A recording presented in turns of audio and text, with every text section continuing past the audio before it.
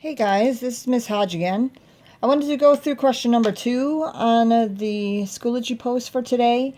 The one where it asks for using a t-interval or t-table, estimate the critical value for t for blah blah blah.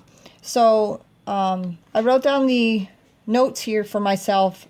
Question letter A is asking just to straight up go and use the t-table under a 90% and look up degree of freedom of 17. And whatever the value is what your answer is. So again, go up to 90, go to degree of freedom of, what was it, 17. So degree of freedom of 17 under 90 is 1.740. So 1.740 is the answer for A. Letter B is, again, just look up in the chart. You're looking at 98% with a degree of freedom of 88. So 98% is here under this column, and 88, there isn't an 88 degree of freedom. So you have to use one that's closest. So you have an 80 and you have a 100. So 88 is closer to 80 than 100. So you have to use the 80, which is 2.374. 2.374. Make sure that I had that right. 2.3, yes, 2.374. 2.374. And then these last ones are a little bit more complex. This one is asking for any range of t values that are greater than 2.09 with a degree of freedom of 4. And now that's just using a TCDF. To do that, I'm going to use my calculator here. I'm going to go to menu. I'm going to do a statistic. I'm going to do a distribution, which is 5. And then I'm doing a TCDF, which is a 5.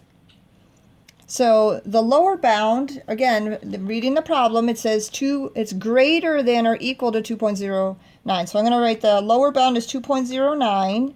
And the upper bound is a really, really, really large number. So I'm going to put like 1 million or 10 million in there, whatever it is. My degree of freedom is 4. And then this answer is going to be the p-value that's the result. So my p-value resulting with a degree of freedom of 4 is 0.524, rounded to the 10,000th place. If you rounded to the 1,000th place, it'd just be 0.52. And I'm okay with that also. And then lastly, you're going to have one where it's the problem had an absolute value of t. So again, it's the distance of 1.78. So the distance could be negative, or, well, not distance, but the number value could be negative 1.78 and positive 1.78 of the distance that's from 1.78. So I'm going to put in the lower bound as this and the upper bound as this, and then do that same TCDF.